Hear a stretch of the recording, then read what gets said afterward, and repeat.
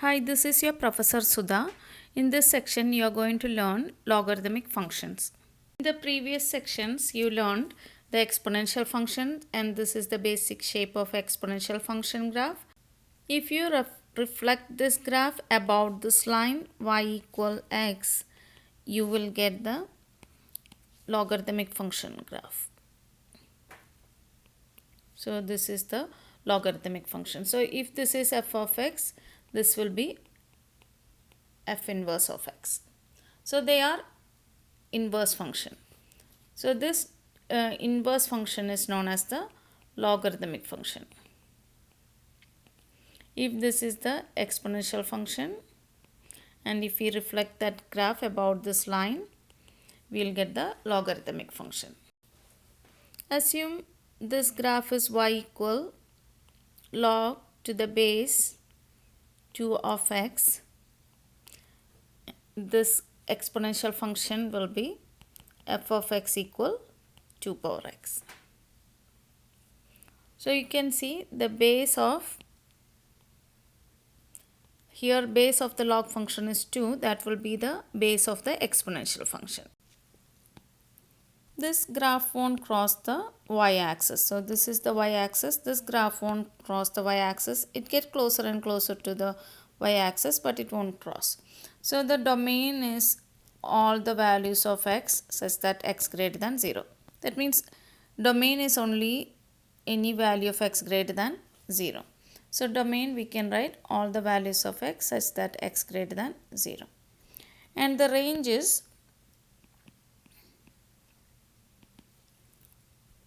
so if you look at the graph, you can see that it can be any y value. It can be positive or negative or 0. So negative infinity to infinity. Since this graph is not crossing the y-axis, there is no y-intercept. But it is crossing the x-axis, so x-intercept will be at, let's find out where will be the x-intercept. For the exponential function, when x equals 0, that is if you substitute 0 here, 2 power 0 is 1. Or the basic graphs cross through 0, 1. So since this is the inverse function, the logarithmic function is inverse function. So the x coordinate will be the y coordinate of the inverse function, and the y coordinate of the exponential function will be the x coordinate of the logarithmic function. So the x-intercept is at 1, 0. We can move this graph like a left or right or up or down, like a 3 units up, 2 units right. Depending on that, the this graph will be shifted. So if it is shifted like that, we will get different equation for the logarithmic function. So let's see if you got if you have a graph or the equation of the function is log to the base 5 x plus 2. So if you have a function like that, what will be the domain? Since the basic graph, this x or the argument, this argument has to be positive, we can find the domain by setting the whole argument. Here the argument is x plus 2. So x plus 2 has to be positive. So x plus 2 has to be greater than 0. And solve for x. So subtract 2 from both sides. So x greater than negative 2. So domain is all the values of x such that x greater than negative 2. Because in the basic function, the argument, so this is also the argument has to be positive. So whenever the x values are greater than negative 2, the argument will be positive value. It cannot be 0 because this graph is not crossing the y-axis. So the argument cannot be 0. So this whole thing cannot be 0 or negative. But x can be a negative number. Assume x is negative 1. So negative 1 plus 2, that is equal 1. That's a positive number. So x can be negative, but this entire argument has to be a positive number. y equal log to the base b of x is equivalent to x equal b power y. For example, if you have log to the base 2 of 8 equal 3, that means 2 cube equal 8. So these two are equivalent expression. So you can see the base of this log function will be the base of the exponential function. And 8 is the argument that will be on the other side. And this 3 is the exponent that will be the exponent for the exponential form.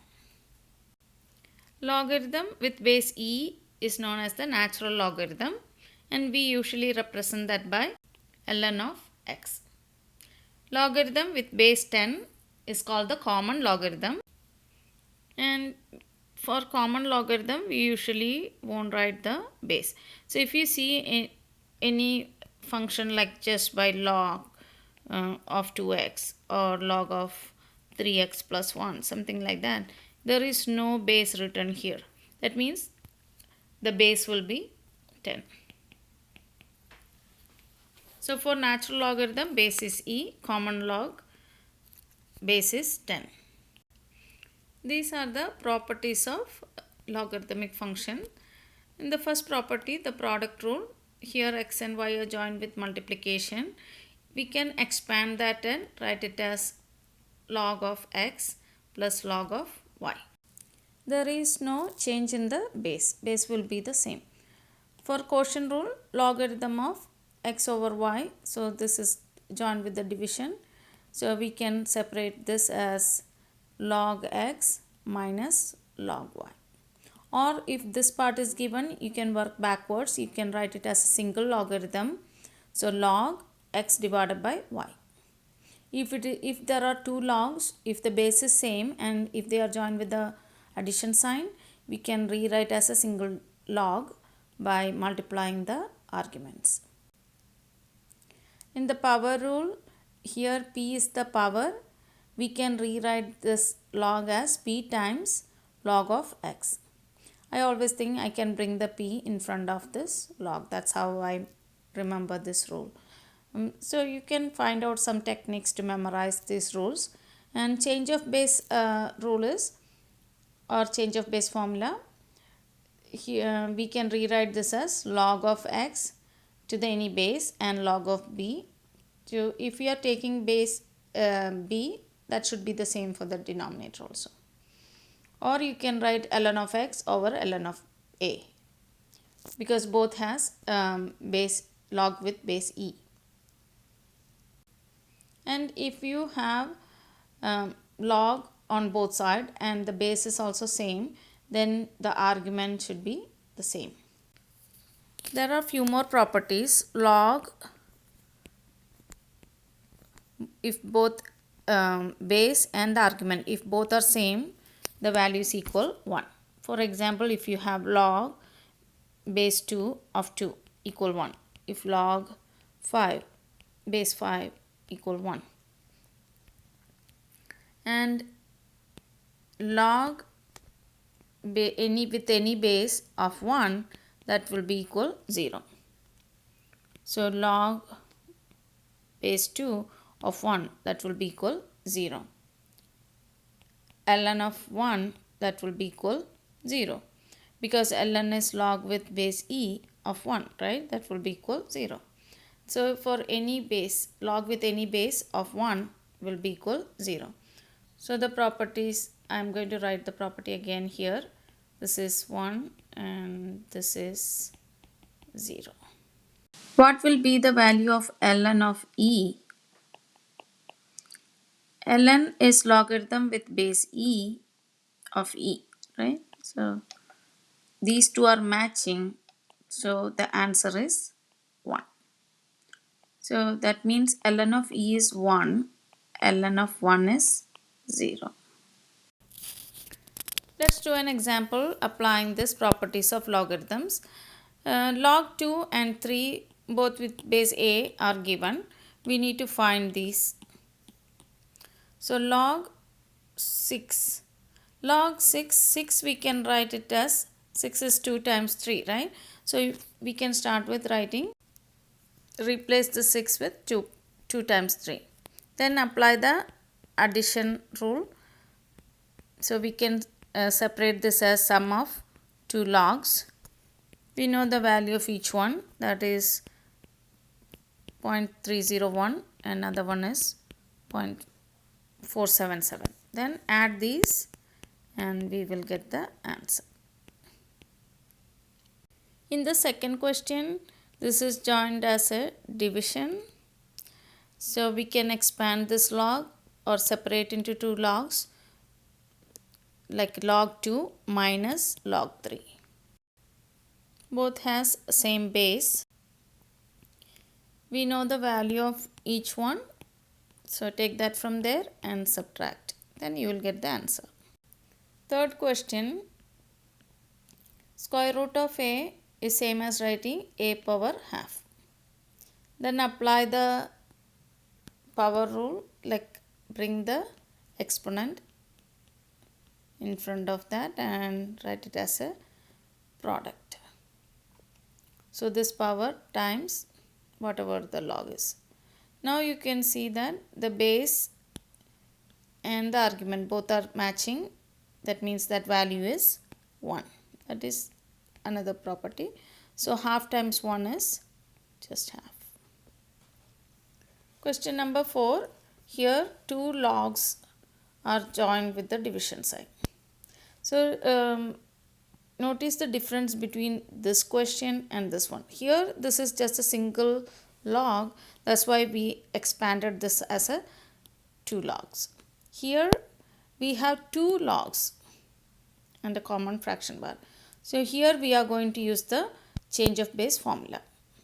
So we can actually combine this and write as a single log. So log 3 and 2 go to the base. If we are using this, we cannot find the value. So you can actually use the question itself. Value of this one is given, that is 0.477, and value of the denominator is that is given. So we just have to divide these numbers. I just showed you this so that you can see the difference between these two. These two are not the same. Okay. If we divide the numbers, we will get the answer as 1.58. Question number 5, we can separate this as sum of two logs, log 3 plus log a. Both has the same base a. Log 3 is given, that is 0.477. Log base 8 of a, both the base and the argument both are same, so the answer is 1. So if you add this, you will get 1.477. So that is the final answer.